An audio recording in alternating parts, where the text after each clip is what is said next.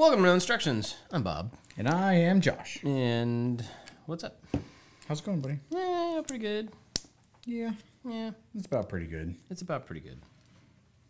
What you working on? I'm still working on the Mustang. The 60-something-year-old Ford-something Mustang. Ford-something Mustang. Yep. Are you on bag 4B? 4. C9? All of the 4s. All of the 4s. Just like, there's a bunch of 4s. I think there were 4 separate 4s, but I've got all the 4s on the table. What are you doing? That's cool. You're starting something new. I'm starting something new. I'm finally making the Luke's lightsaber set that you gave me for Christmas. This is a first on the show. Yeah.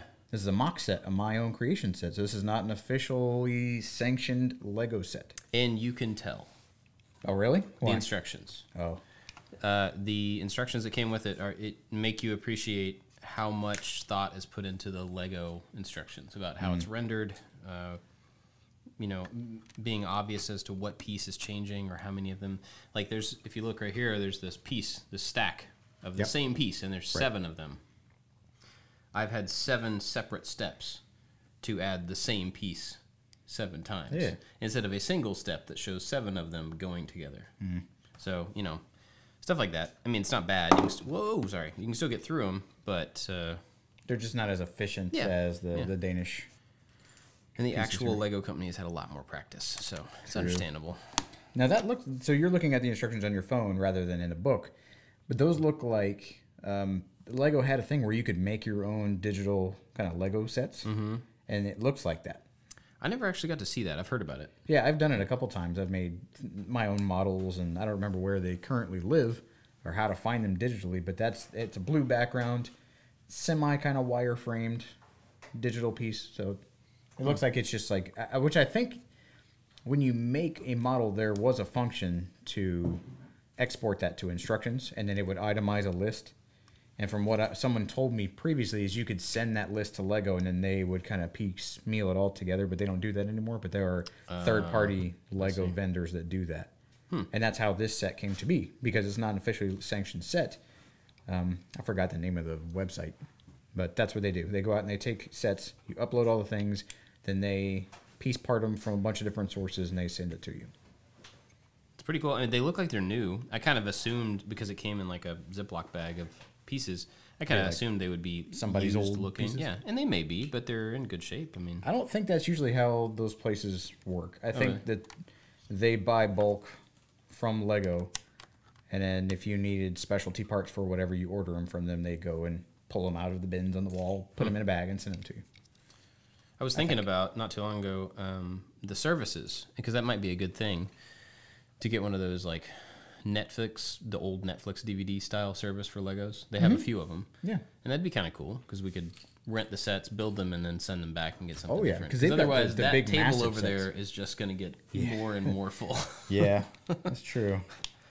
Because the other side of this table that we're sitting is a ping pong table. The other side is full of my Lego sets. And there are tons of big Star Wars ships and stuff in there that I'd like to rebuild, but I don't know where they're going to go, so I'm not really in a hurry to build them. But anyway, but yeah, this set's pretty cool. It's relatively simple so far. It's just stacking things, making a big cylinder, but... it's about a bag's worth of stuff, so it looks like theoretically it would be pretty quick. Yeah, I mean, I'm probably halfway through the pieces already, and we just started. I mean, we've been sitting here while we were setting up, but... Anthony's been doing a stand-up job of setting up all this stuff for everybody. Yeah. And while we're doing that, we've been putting together sets. We've been goofing off. Yeah, we've been doing nothing while he's doing a lot of important work. So thanks, buddy. Yeah. Yeah. So what are we going to talk about today? You had an idea. I did have an idea, and I don't want to... Okay. Just go for it. A friend of mine that we met over Christmas... said that she listened to the podcast and she thought it was really awesome because we were 2 guys just being open and like sharing what we really felt about stuff, being vulnerable about like how bad we are on vacations and how we are as fathers and things. So I had something happen recently, and you've had something happen recently where we've experienced loss. And mine was a week ago. I think yours happened yesterday. And so I thought it might be a good idea to talk about being sad and how to be sad because I don't know how to do it. Right? That's a thing. Well, I don't know how to be sad effectively so that because my tendency is if I'm uncomfortable, if I'm sad, or if it's not something to be like conquered that I would charge head on, I want to retreat into a closet and just not speak to anybody. Yeah. Which I don't think is healthy. Right. And then I go, I don't think this is healthy. Therefore, it makes me feel worse because I feel like I'm being sad wrong. If that makes any sense. Well, kind of, yeah. So I'm curious, with that, do you, when you go into the closet and you're by yourself, does it stay that way? Or is that a part of the process for you? Do you end up coming out of that? That's a metaphor. I know that. But the secludedness. Right. Do you come out of that and then you are over it? Or then you're ready to talk to somebody about it? Or what in the process, what stage is that seclusion? I think that's the initial stage. I don't know the stages of grief. I'm talking about you, not like the official stages of grief, because that is a thing. To give a little context, so my aunt passed away, and she meant something to me. Not that people who pass away who don't mean anything to me shouldn't elicit some type of response, but like I spent summers with her. Like she was a fixture in my life. And so my nephew, or not my nephew, but my cousin, her son, and my uncle, like, they're about 8 hours away. And they got the celebration of life thing. And I don't know, I wanted to go, but then I didn't want to go. Because my mom passed away in 2009. And so I was the same age then as he is now. My cousin is now. And the family that I would be going to see are all of my mom's family. And anytime I'm around there, every conversation comes back to, like, my mom. And when my mom died, she had cancer. When my mom died and how awesome it was when she lived and things. It makes me feel terrible. Because being in the military, I have experienced death. People that I know, really good friends of mine, people I know first, middle, and last names and their kids' names, like, have died. And when my mom died, like that shook everything. Right. And it's still, like, it's my mom. Like, it's a different closeness. Yeah. And so when I heard that my aunt had passed away, I'm like, well, that's terrible. And then that weird psychopath part of me is like, you should be upset right now. You should reciprocate people's feelings. And it's not that I didn't. I'm like, should you cry? Is this when people cry? Is this when people get sad? Like, I don't know. I don't know how I feel about it. But I know that me going there to provide support felt selfish. Like, how's that? Out of everybody in their life who had more, like, immediacy, like, in that environment, like, no, I need to be there to provide the support because I'm super special in some way. So then I felt weird because I felt selfish. And then I went, that doesn't make any sense, I think. And so I didn't really know how to process what was going on. I know that I felt bad for people. And I think that's what it was, is people were like, I felt bad for, my uncle and my cousin. And I'm like, well, I think I'm sad about it. Yeah. But that seems selfish. Why did that seem selfish? To be sad about it? To take the moment from them? I don't know. I think a lot of those things were irrational because I couldn't answer that question. And in this, like, I don't do really well at human emotions type things, like, I'm not sure how to ask or how to communicate. I know I'm upset about something. Yeah. And so every little tiny thing that could possibly be, like, on its own, like a flicker of irritation, like, compounds to this, like, weird upset feeling that I have. Like, we were working on stuff and, like, a little thing went wrong and I got really upset about it. Yeah. And I was like, I just need to kind of go.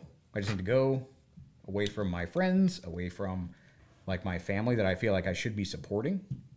And I should just kind of hang back by myself, somewhere quiet, away from everybody. Yeah. And that was my first instinct. And like trying to trying to emulate human emotions, there's a part of me that's like, can I challenge you on that? Please do. Stop saying that. Okay. Because I think you're putting yourself, you're reinforcing something about yourself that's probably not true. Everybody has emotions. People handle them. They verbalize them. They internalize them. All that stuff differently from person to person. And I don't think because you express them differently, or in a different capacity, you know, I don't think that makes you any less human or any less relatable to anybody else. So, and I think the more that you say that, the more you're driving that into your own thought process. Okay. So I would suggest not doing that.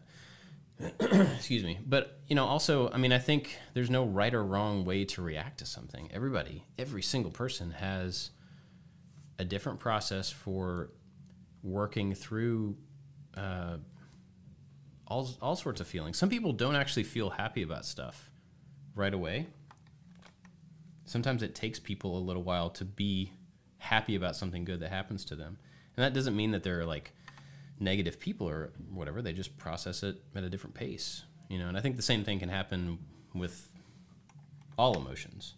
But anyway, I don't want to interrupt you, but I think that's no, but I think that's important for point. you. I think that would be good for you. Yeah, I just always kind of felt like when people around me are reacting to things in maybe like a crisis, or when they're angry, or when people have elevated kind of emotional reactions to things. Right. You know, joy, like exuberant joy, or angry frustration. Like, I don't have those.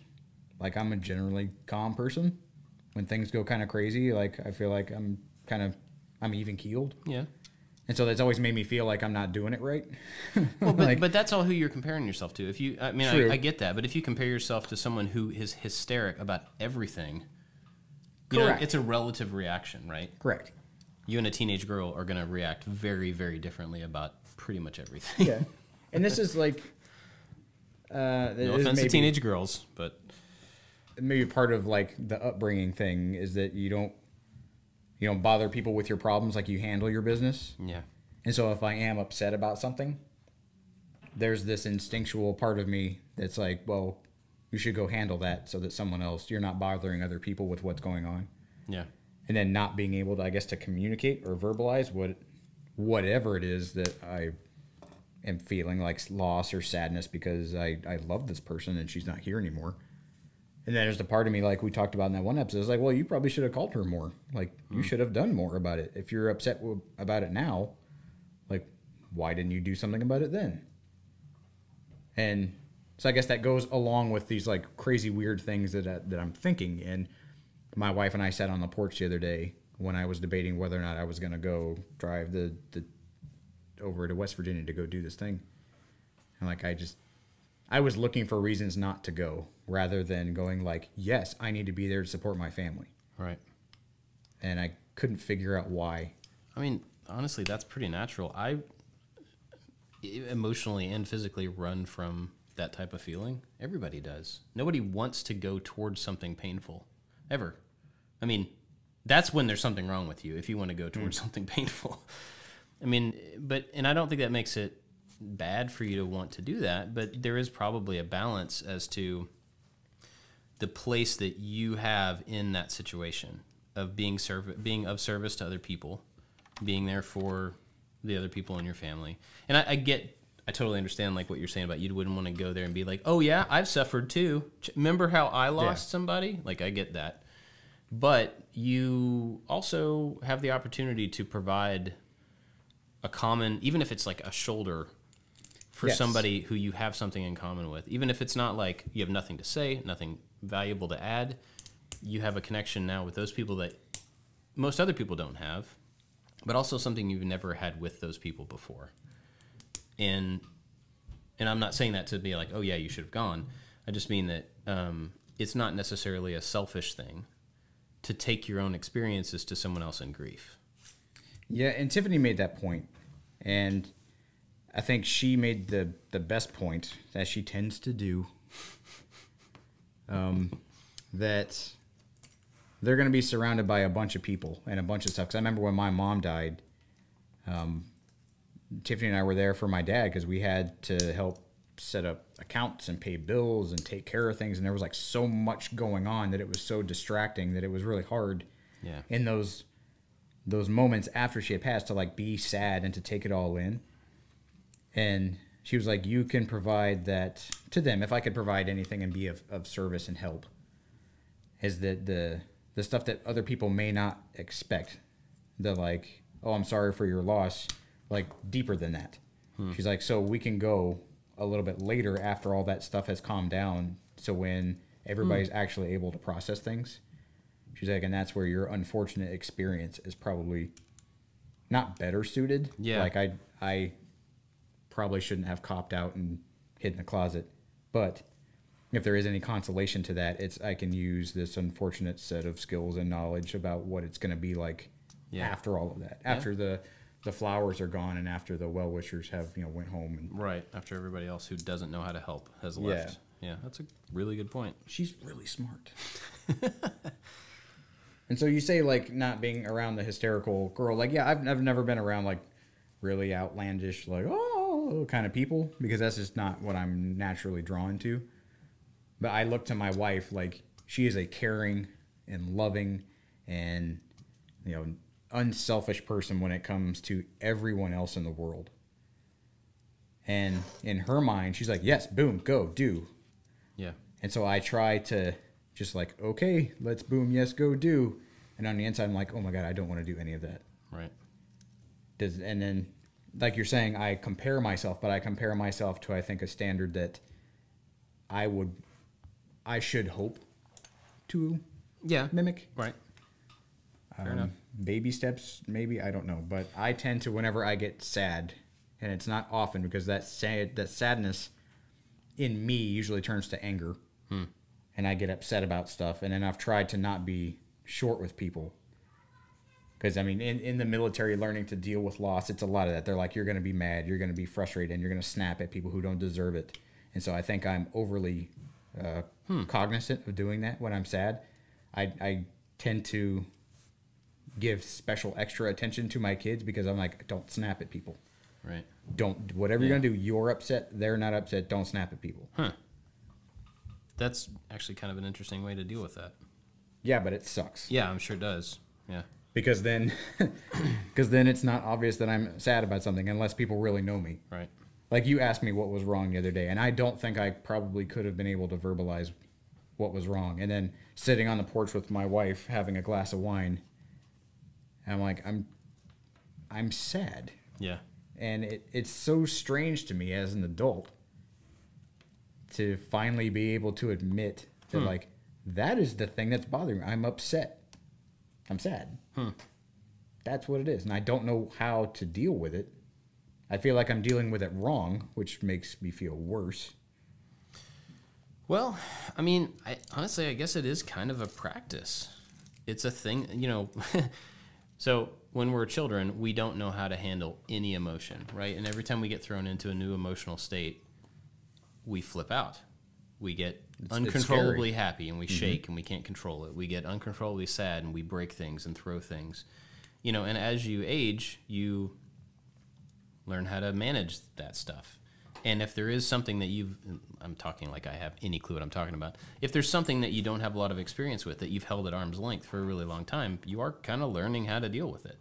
And things like death or loss or separation or things like that is not something that happens or hopefully shouldn't happen frequently enough in people's lives where they become educated, like where they're so calloused or they're so exercised at being able to be sad at the loss of people. And I think that's maybe when you step over that line that I keep talking about not having human emotions, like maybe disassociating yourself so much from it where it's not a defense mechanism, that it's that happens. Well, but I was thinking about that this morning, actually, about how people who are in the military, people who are in health and safety, in the medical fields, they are, I would say, as is a guess, I would imagine that is a relatively small part of the population, people who choose to be in one of those situations. Right.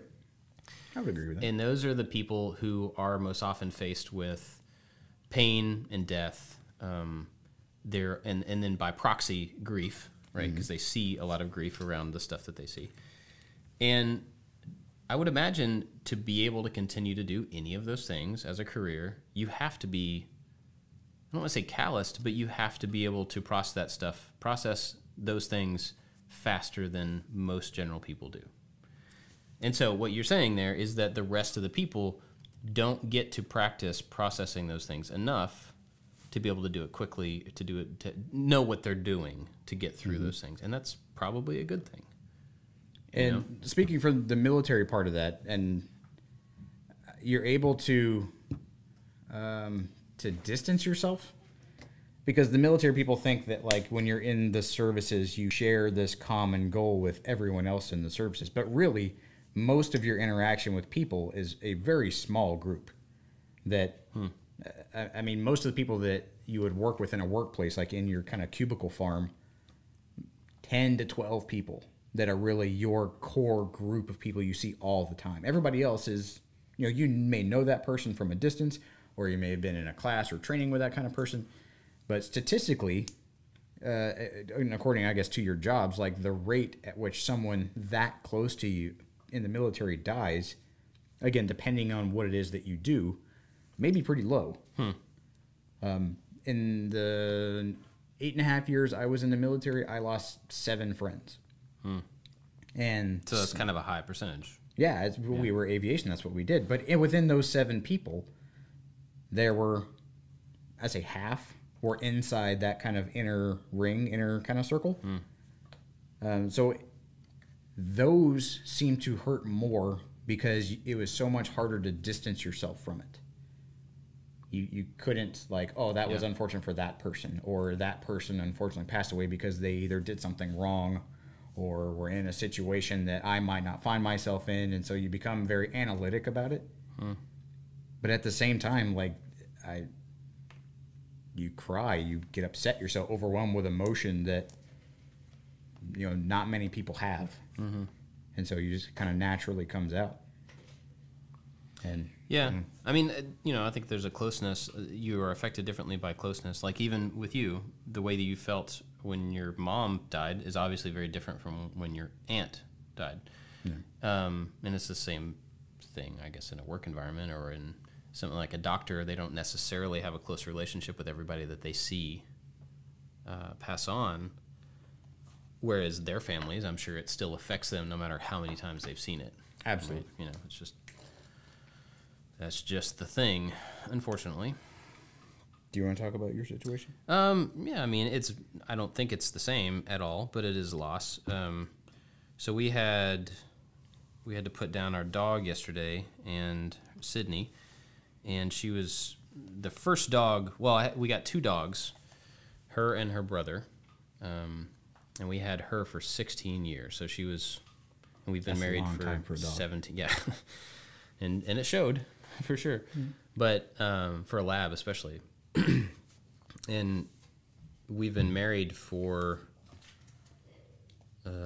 17 years last week, or 2 weeks ago. So she's been with us, most of that time.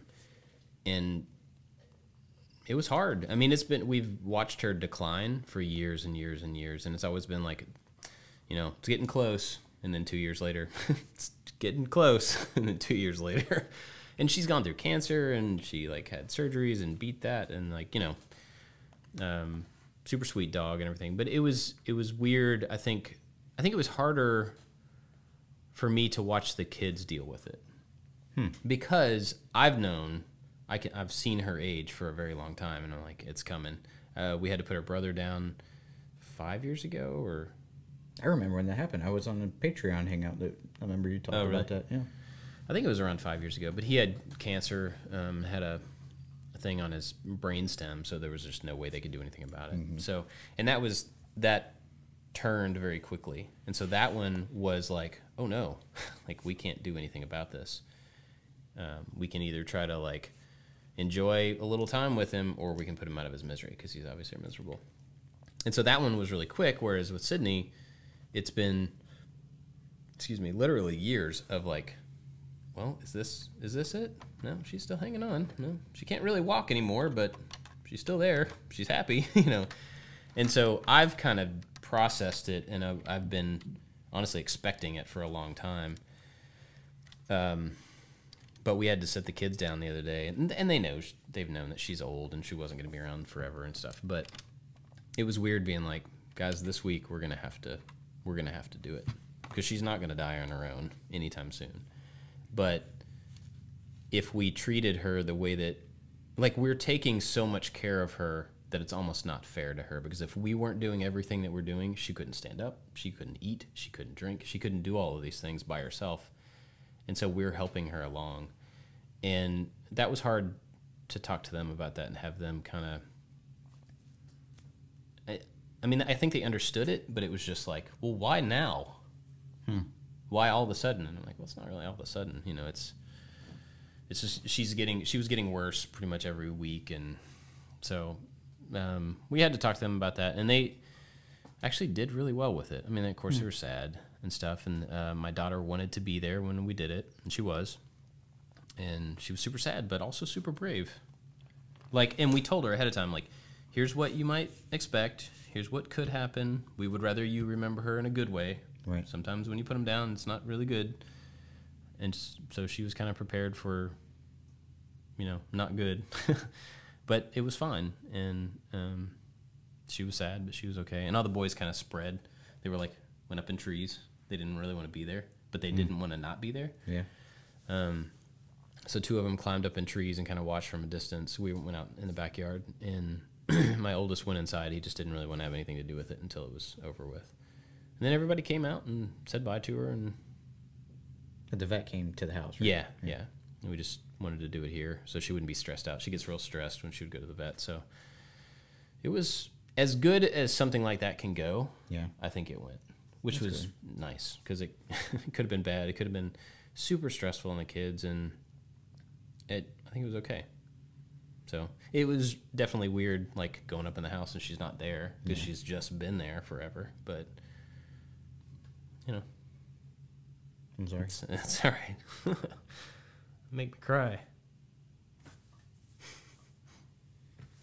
Tiffany and I had a boxer that we got a month into being married.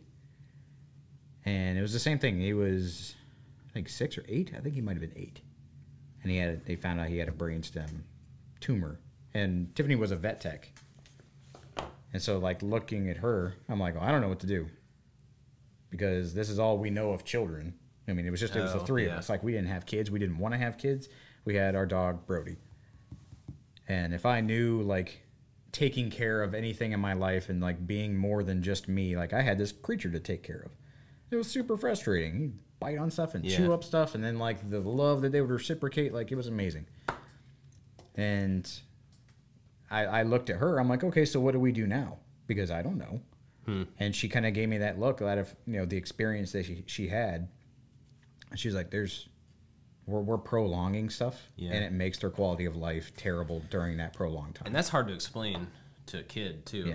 Yeah. I mean, it's hard to understand yourself, but it's also hard to explain to somebody who doesn't really get it. But making them better does not make them better. Right. It makes them worse for a longer time. Yeah. They'll be around for longer, but in a more miserable state. And there's that same thing that what you guys were talking about like not having that area associated with that thing. Like, there is that vet clinic in Alabama. When we drive past it, like, I don't like it just happened there. It's no fault of their own. They're good, honest people that did, unfortunately, what we had to ask them to do. And so what he's talking about is, I didn't want to do this in the house because our kids walk through the house all the time. Yeah. And so I wanted to do it outside. I think that was a really intentional decision. Yeah. And I think it was good. I think it worked for everyone. Yeah. You know? Plus, we got to enjoy. It was beautiful outside, so we got to enjoy her out there. I'm sorry about it. It's all right. You know. See, but I guess that reaction is honest, and I would be afraid to be that vulnerable around people, and it's even people that I love and I care about. And I guess that's what this whole thing stems from. And I was like, I should be sad. I'm like, well, you can't be sad around people, or I'm upset around whatever. Do you think that has to do with a a show of weakness? Do you think Probably. that, like... Yeah, probably. I don't understand, but I honestly, I'm looking at you, it's not a sign of weakness, it's a sign of honesty and truth. And being real. Do you think that's why you have an aversion to it, though? Probably. Yeah. I don't know. I'm unfortunately nulling a little bit because it looks like one of these pieces is missing. That's the only reason I'm doing this. Ooh, that was bad. Sorry, I'm not trying to change the subject. No. Just explaining my... But I mean, and this was not... I broached this subject because I know that we were both kind of dealing with this. Yeah. And this was not to just drudge up sad memories for anybody listening or make them feel bad about loss or anything. It was... I am hoping that I'm talking to someone like me or that you can speak to someone like me out there. And you're speaking to me and you're helping me right now. Right. Because I don't know... I didn't know what I was doing, but I felt like I was doing it wrong, and I didn't know why. And to be honest enough with myself to stop, like, with that, like, I don't want to show weakness, or, I don't know, I could create as many excuses as I want to, and just openly admit that, like, I'm around people that care, and that love me, and it's okay to be vulnerable. Yeah. And that is not something that I'm used to doing. Right. And I think talking to your wife about it, and honestly, I mean, that's probably the safest place you could be, right? Is talking to her. And that's a good...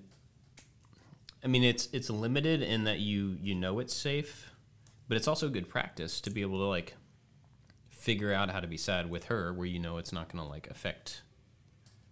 Well, how she thinks of you, or, you know, like, it's not like you're going to somebody that you barely know and like, hey, let me cry in front of you and show you how vulnerable I am. I mean, that's a good, safe way to practice how to be sad, you know? I think the thing that if I could boil it down to a feeling that was not internal, like an external thing, is I felt like I was letting people down. Like by not going? Or by not going. Okay. Or, like, being afraid to go, like I didn't want to go. And so I felt like I was letting them down. I felt like I was letting my wife down. When there's a project that we're working on that got messed up, I thought I let you down. And so all that stuff started to compound rather than just, like, openly admitting that there is something that I am upset about. And I might need a minute. And that may be it too, that, like, she was like, I think you probably need to tell people that you need a day. I'm like, no, we can't. I can't need a day. That's not a thing. We got to keep going, and we got to do this. And that's not, like, that's nothing on the work that we do here. Right. But honestly, I just needed to talk to somebody. Yeah. And I needed to talk to somebody who knew how to draw that stuff out of me. Because I didn't know how to just say whatever was inside. There's a translator that is broken. I mean, that's, well... It's unpracticed. Yes, it is unpracticed. Yeah. There you go. I don't know how to do it, but my wife knows how to draw it out of me. That's why we have them, right? That's a big part of it. We made really good investments in our lady. Sounds bad. But, yeah, that was something that is very difficult for me, and I know that I'm not so special, that I'm hoping that there's someone else out there that can get a little benefit from... Oh, I'm sure. I mean, I can confidently speak for men in general that that is an issue, that is hard for a lot of men just to be able to deal with stuff they're not used to, and feeling like it's weakness. I mean, that is a man thing. It's not exclusively a man thing, but it is a man thing. There's a lot of things about all of us that are really unfortunate, and I think that's one of them, wherever that comes from. Well, we got a really nice email from someone the other day mentioning how the channel and the content that, you know, you've produced for a while and that we're producing now, like, has been helping him with PTSD. And I've had my issues with PTSD from the military and the loss and things that I've had to experience, and so that it's again those emotions that you don't know how to deal with, and that can be so overwhelming in a way that you don't understand. And so it's really hard to reach out and ask for help. Like, you go to the doctor because you broke your arm. Right. They fix your arm. it can manifest in so many ways and affect so many things, these like emotions that you don't know how to convey, but everything just feels kind of wrong. And so by hopefully this podcast or anything else, that if you're feeling this way, if you're upset about anything that's going on in your life and it's affecting things, kind of like what I was talking about earlier about it, affecting and just making relationships, very contentious. Like amplified everything else. Right. It boosts uncomfortableness or disappointment or whatever to an unhealthy level. You have to reach out for help. And I think that first step of going like, I don't know what is wrong. I'm feeling something I can't quite communicate, but I know that it's affecting things in a bad way. And like that is a place to start. Not being able to like, well, I have to figure it out first before I go talk to someone. Right. Like that should not be the first step. Like that's into the conversation. Your revelations can happen well after the first, hand raising of like, I need to speak to someone. Yeah. But I don't know what I need to say. I don't know what I'm doing right or wrong. Well, and you don't go to a doctor when you're well. You go to True. a doctor when you're sick. And if you wait to go to the doctor until everything's okay, then there's no need to go. That's a very good point. So, even if you can't diagnose yourself, something's wrong, you know it. And I think a lot of times people are just, I don't know about in the PTSD specific situation, but I think a lot of people who are on their own in some form are just, I lost my train of thought. They're just afraid to like look deep enough to figure it out. And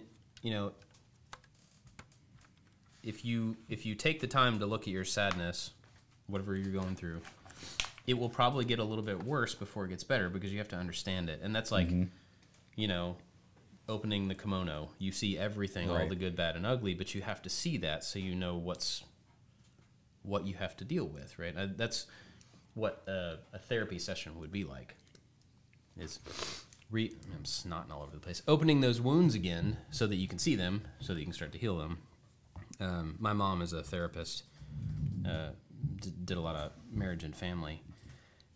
And I don't know anything about any of her patients or anything, but it's really obvious just from who she is and how she deals with people that drawing things out of people that don't necessarily want to share everything, that is definitely the first step in, being able to heal some of that stuff. So yes, and as a person that may not have ever confronted emotions like that before, or if you have never really dealt with, say, loss or any things that we're talking about, and if you do go seek help,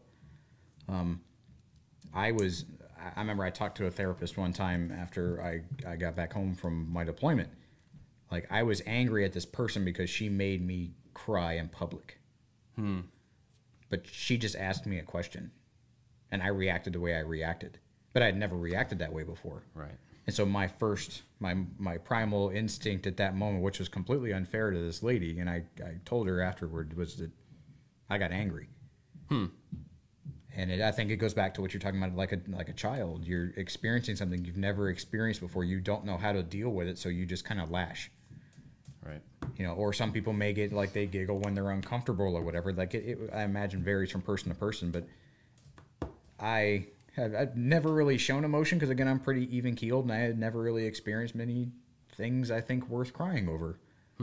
Until my professional life, and then my mom passing away, and so that's stuff that, like, as a young adult, I know math, I know history, I had a degree, I had learned so many things, but I had never had to address this very internal, very personal thing that this stranger, like, in 2 questions, pulled out of me.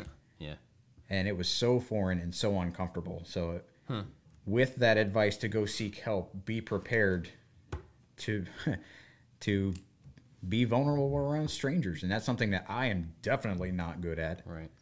I mean, even going to church as an adult, like a safe place around people that have similar feelings and things, like, I am extremely guarded until some time where I feel like I can kind of let that guard down. And I have that instinctually. But I remember this little lady sitting in a chair, was like reading off. It's not that she was reading off a checklist. She was looking at this paper, and then she was like, "Oh, how about this?" And it was like, boom, hit me, and I just started crying. And then I'm like, "Why are you crying? Why are you crying in front of some stranger in a public place? What kind of voodoo did she just do?" I mean, that's a super common defense mechanism, though. You know, to get that, like, I shouldn't be doing this. I can't. Yeah. No. No. You know. What? Why? Huh? Yeah. No. See, I don't know where this came from or anything, but I historically am a crier. Like, I can see a pretty sunset and my daughter running in the field, and I'm just like, and that's just me. Like, I know that, and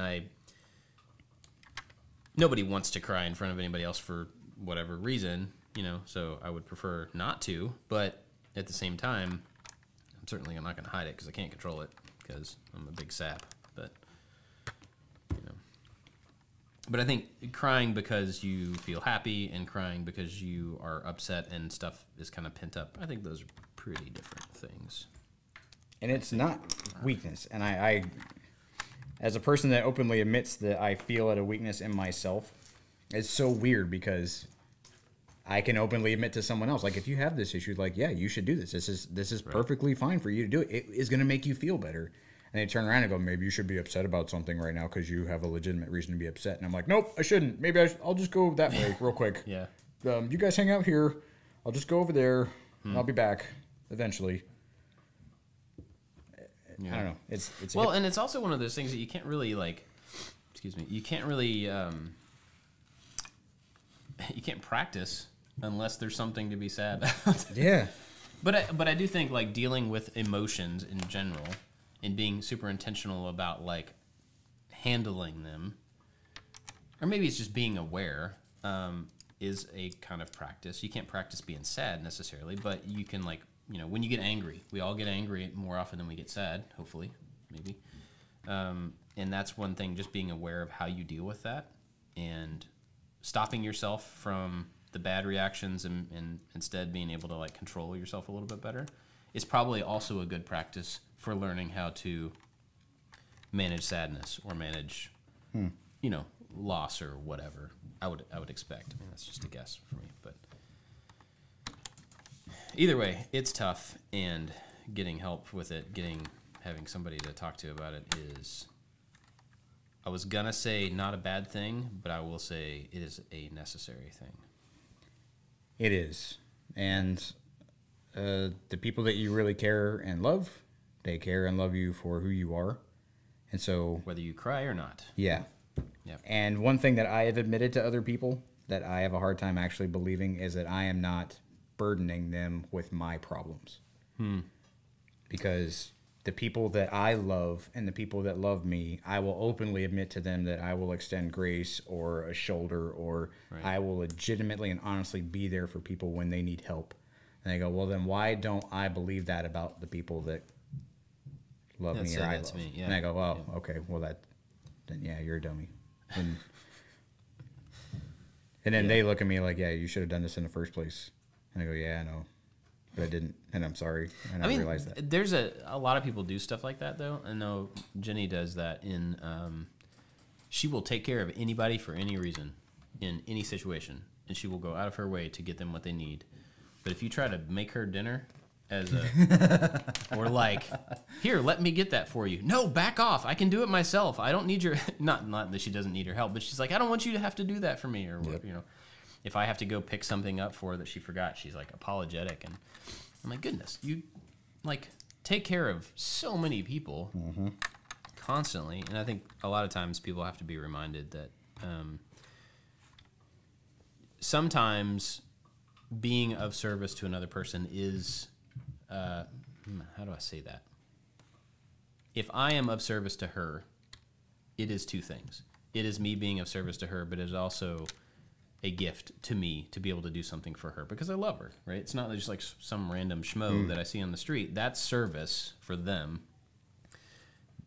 Being able to do something for her is good for both of us for different reasons. And so you're saying that by me not wanting to burden other people, it really is showing that person how much I care about them to let them help me.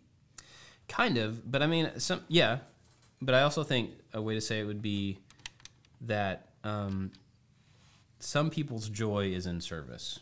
That was a weird sentence and probably grammatically incorrect. But some people get their joy from being of service to other people. Mm-hmm. And so when you hold back, when you withhold an opportunity to let somebody help you, this isn't always the case, but sometimes it's kind of robbing them of something that they are gifted in or that they enjoy, or maybe they have some experience that can really help you that you don't know about, and so by not even entering that conversation, you're missing out. I mean, maybe that's a different thing, but yeah, I think there's a lot to that.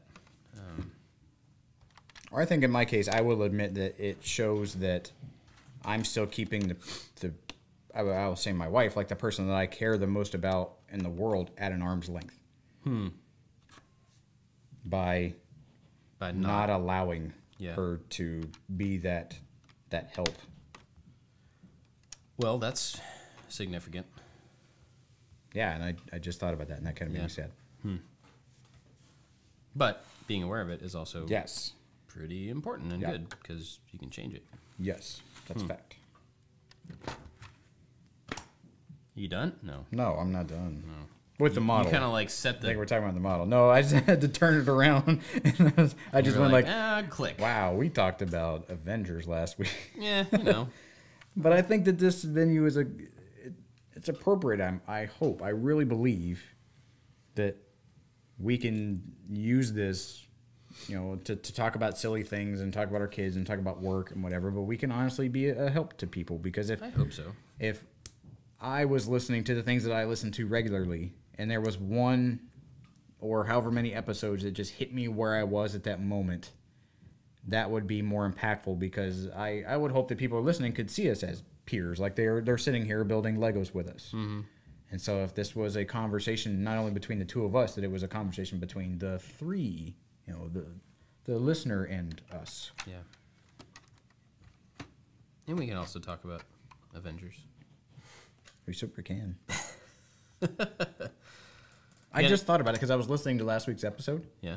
And it just struck me that you're going to watch the movie on Sunday. Yeah. And I'm going to watch it on Thursday. And if you spoil anything, you got to not just be around Deacon. Oh, I'll tell you that I'm right not now. going to be around anybody. You just run away from my son, because he's going to walk up like, Mr. Bomb! I'm going to stay off the internet. Hulk is purple now. That's going to be tough. I actually thought about getting tickets to go see it by myself on Thursday. You should come with me. Yeah, I might. I'll just, like, Deke, you didn't clean your room. We'll go watch it some other time. Did I say Thursday? Oh, I meant Monday. Sorry, not buddy. Even out on Thursday. I'm sorry. I have to go somewhere for 3 hours. Yeah, that is definitely going to be tough. But my kids are so into it. They are so excited that I kind of want to enjoy it with them too. That's appropriate. Yeah. Deacon got really excited when I told him, and it was one of those dad moments where I want him to be excited, and I want to show that, like, hey man, we're gonna go watch this movie together, because I know he's excited about it too. Mm-hmm. And then I'm like, well, crap! Now you just showed your hands, and you just told him that there's something that he enjoys that we're gonna actually go do. I'm like, that just gives him like a free pass to just be disobedient, or like, the things that require discipline. I kind of showed my cards early. Like, I should have dangled that out there a little bit more. If you clean your room this many times, then maybe we'll go. Maybe. I think I did something wrong. Oh man. It looks a little...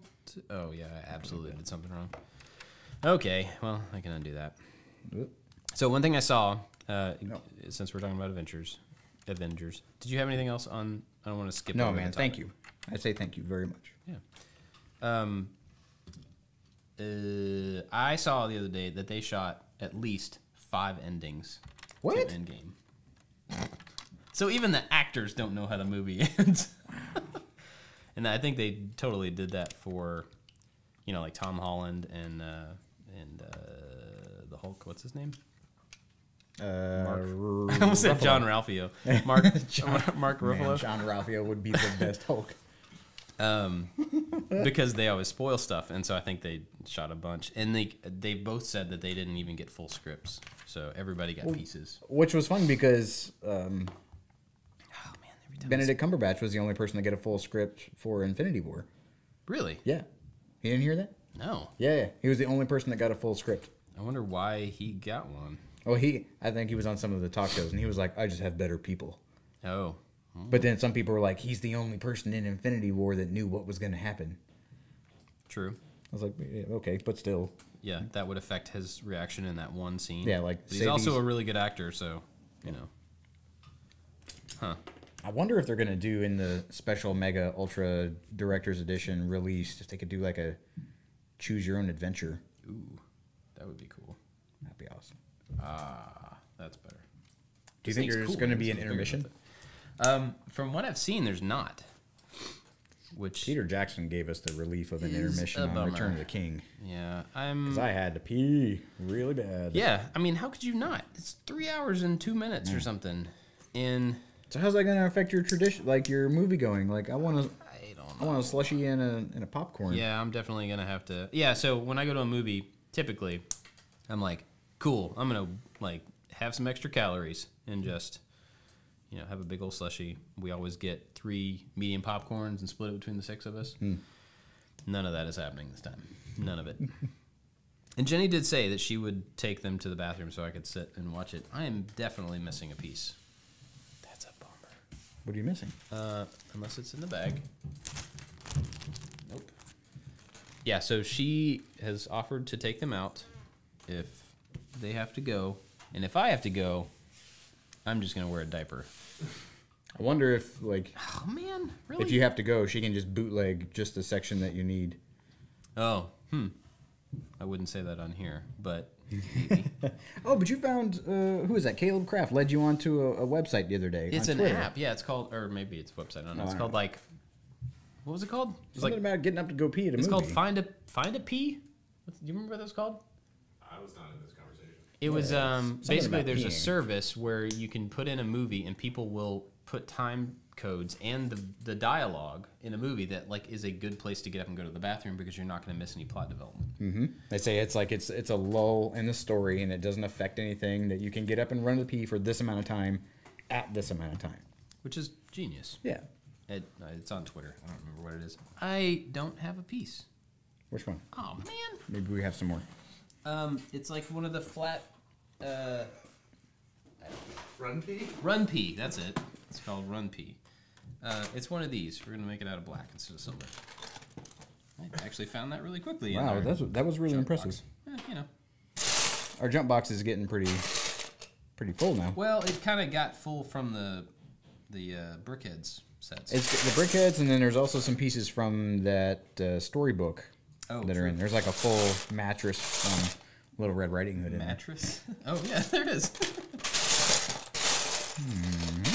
Well, that piece of work, it's black. It's supposed to be gray. No big deal. It's not screen accurate. All right. Well, let's see how long we've been going. 53 minutes. Goodness gracious. What else? You got anything else you want to talk about? I'm going to Celebration. Did we talk about this already? I think we did. Yes, we talked about you going to Celebration last week. Well, I just wanted to rub it in then. I'm going to Celebration. So I'm happy for you. I legitimately hope you have a good time. Me too. I think we will. I'm looking forward to it. It's cool because we're going to go... I probably talked about this last time. We're going to take a day in Chicago, go to some of the museums, see some of the big cool stuff, and then spend all day at Celebration. Hopefully we will have a Star Wars trailer in the very near future. See, I was thinking about that. There's not even a name yet. Nope. That's all going to be revealed this weekend. I guarantee it. And that's what I want. Are they going to do a name? Are they going to do a name and a trailer? Oh, yeah. I think both? I think they'll do both. One of the kind of heavy rumors, I mean, there's tons of rumors, but one of the heavy rumors is that it's going to be called Skywalkers, which is horrible. I really hope they don't do that. Yeah, I don't like that. It just doesn't fit the it's like a phrasing, like a pattern, you know? There's like it's a short sentence thing, and that seems like totally the wrong way to go, but whatever. Skywalkers, that sounds dumb. Well, it's supposed to be... Like, it's funny because that's their name, but, like, as a title... Well, it's supposed to be ending their saga, you know, the Skywalker part of the story. But still, it just seems kind of... What the heck? I don't know. Now I can't But say at the that same I'm time, missing. there's also technically only one Skywalker left. Well, I guess Leia and Ben. So there's two. But Oh yeah, because she's still alive. yeah, She was dead, and then she wasn't dead because she force floated space float. back to life. Yeah, Forgot about that. yeah. So we'll see. I don't know. I'll fill you in on it next weekend. Oh, there's two of those pieces, and I don't have either one of them. Dang it. Well, now I can't find pieces either. What's happening? Maybe we have a troll. Or Well, I'm missing 2, which means I did something wrong Probably. somewhere. Just kidding. Well, we'll look for them. Let's wrap it up. Yep. Where can people find you? On Instagram at the PI Workshop and on Twitter at Josh Makes Stuff. You can find me and us, all of us, at I Like to Make Stuff on all the stuff. But I always forget to point out that on Twitter and on Pinterest, there's only one F. Did you know it was on Pinterest too? No. They have a character Because I don't have to limit. type it in. Well, I just yeah. have the account. But they have a character limit, so it's only one F. So go check us out. If you want to help out the show, help out the company in general, Patreon is an awesome way to do that, but don't feel like you have to. But if you want to, patreon.com/I Like to Make Stuff with 2 Fs.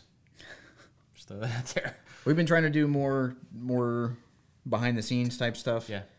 I think we're trying, that may be a goal of ours, to try to put that up on Patreon before everybody else sees it. Anthony's been doing some bang up jobs on the behind the scenes videos.